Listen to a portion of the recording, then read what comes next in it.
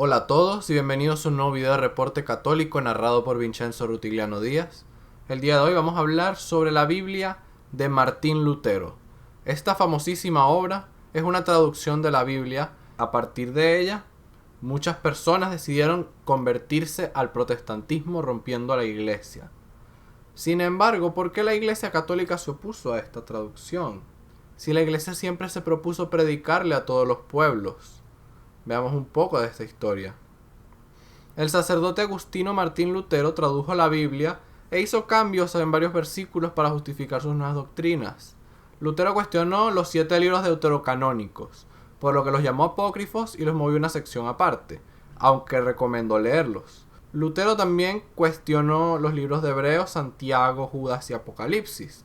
Sin embargo, estos libros nunca han sido quitados de la Biblia, como si lo fueron los deuterocanónicos.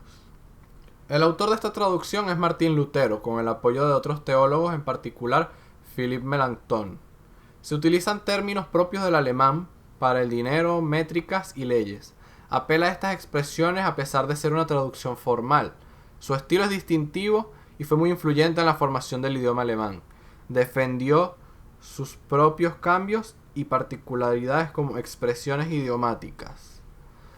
Algo extraño a esta traducción es que su metodología varía bastante. Hay versículos que están traducidos de manera distinta por razones poco explicables, por lo que uno podría decir más bien que son a conveniencia. A veces sigue la Vulgata, a veces sigue el texto recibido, a veces ninguna de las dos. Y esos ejemplos los vamos a ver a continuación. Lutero se propuso traducir la Biblia porque Lutero defendía la sola escritura, es decir, que solo con la Biblia se podía utilizar como autoridad. Claro, con esta idea, si la Biblia no dice lo que tú quieres que diga, simplemente la cambias y ya. Entonces vamos a ver cuáles son algunos de los cambios, errores y problemas de la traducción de Martín Lutero al alemán. Recordemos y tengamos en mente que esta traducción es recordada por haber sido la que se le dio al pueblo para leer, y gracias a esto fue que muchos dejaron la religión católica en Europa. Pero parece justo que haya sido por una traducción así. Primero, hay errores que no son culpa de Lutero mismo. Por ejemplo, la ignorancia sobre los damanes, que es un animal que solamente se encuentra en Asia, no en Europa, y en muchas traducciones de esa época lo tradujeron como los conejos. Sin embargo, vemos otros versículos como Mateo 23:5. Se hacen bien anchas las filacterías. Estos son unas trenzas sobre los brazos que se usaban en aquella época. Sin embargo, el término que usa Lutero usa los memorandos, un término legalista, una expresión idiomática de esa época, como él explica. Pero luego vamos a problemas teológicos.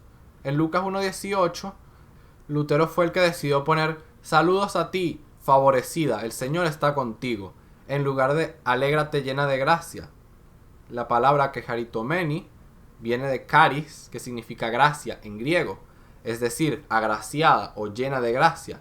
De ahí viene esa expresión, pero vemos que la expresión favorecida, a pesar de no ser descalificativa, quita el elemento de la gracia, porque la doctrina sobre la gracia de Lutero es diferente a la doctrina tradicional sobre la gracia que enseña la Biblia. La Biblia enseña que María está llena de gracia, pero Lutero se propone a negar eso.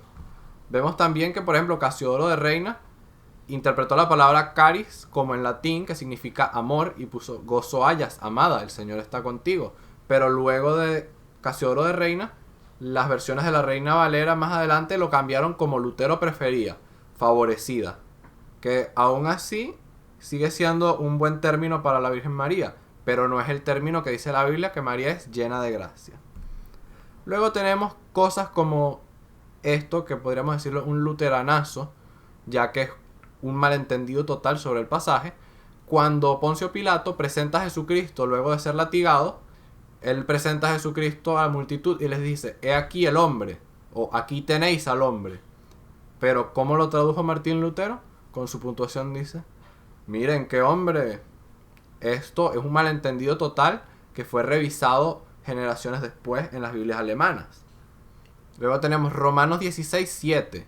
Saludad a Andróico y Junias, mis amigos y compañeros de prisión, que son ilustres apóstoles y han estado antes que yo en Cristo. El problema de esta traducción que es prevalente en algunas traducciones, incluyendo traducciones católicas, es que Junia o Junias es un nombre femenino. Es decir, en la traducción de Lutero hay un apóstol mujer. He aquí, no es sorpresa todos los problemas que hay en Alemania en la actualidad. El problema es que esto no es lo que dice el texto original. El texto original dice: saludad a Andrónico y Junia, mis parientes y compañeros de prisión, ilustres entre los apóstoles, que llegaron a Cristo antes que yo. Es decir, Andrónico y Junia son conocidos por los apóstoles. No son conocidos apóstoles, sino que son conocidos por los apóstoles, entre los apóstoles. Eso es a lo que se refiere a este pasaje. Pero ahora, gracias a Lutero, pueden haber apóstoles mujeres, y bueno, eso da cabida a las interpretaciones modernistas de la Biblia.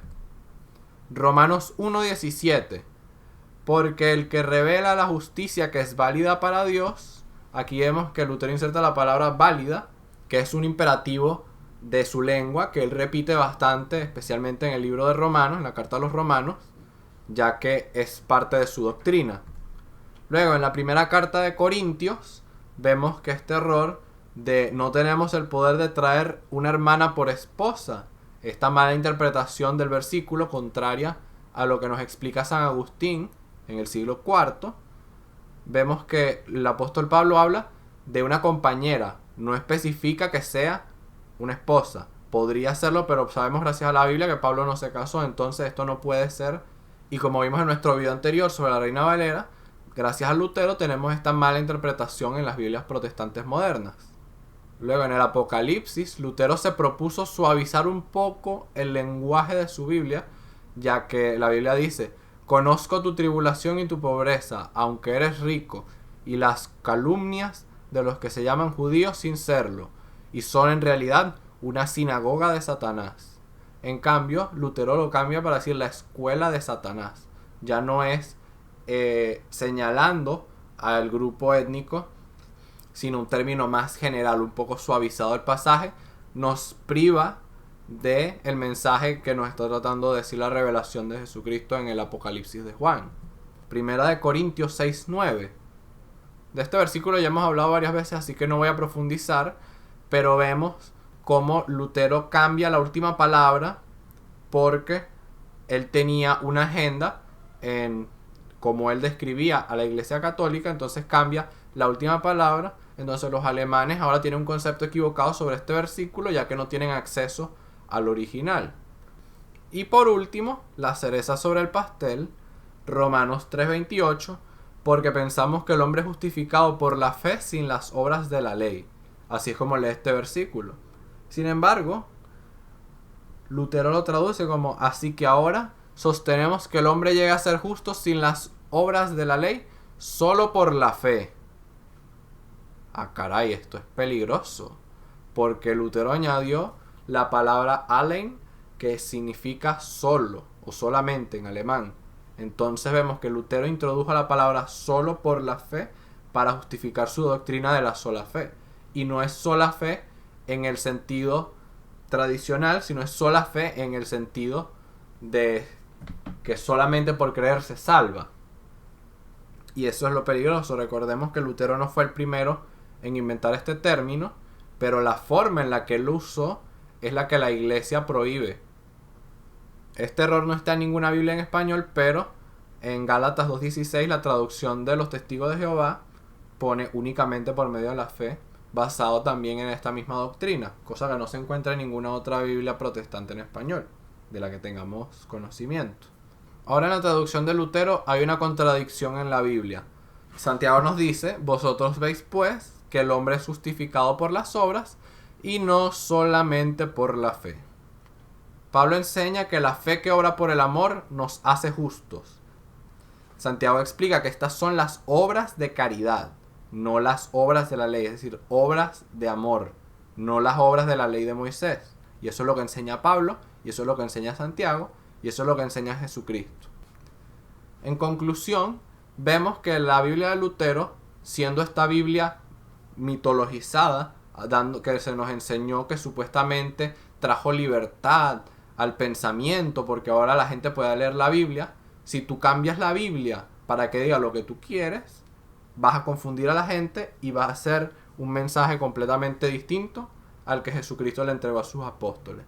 Entonces por eso es que nosotros tenemos que ir a lo que enseña la iglesia, como en capítulo 18 de Mateo. Jesucristo dice: cuando hay una disputa hay que preguntarle a la iglesia, que es la autoridad, para discernir estas cosas.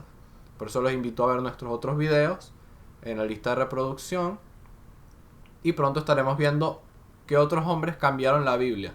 Es interesante porque uno esperaría hombres que fueron cambiados por la Biblia. No, aquí tenemos hombres que cambiaron la Biblia. Pero bueno, fue un placer. Espero que les haya gustado. Comenten qué les pareció y nos vemos en un próximo video. Dios los bendiga.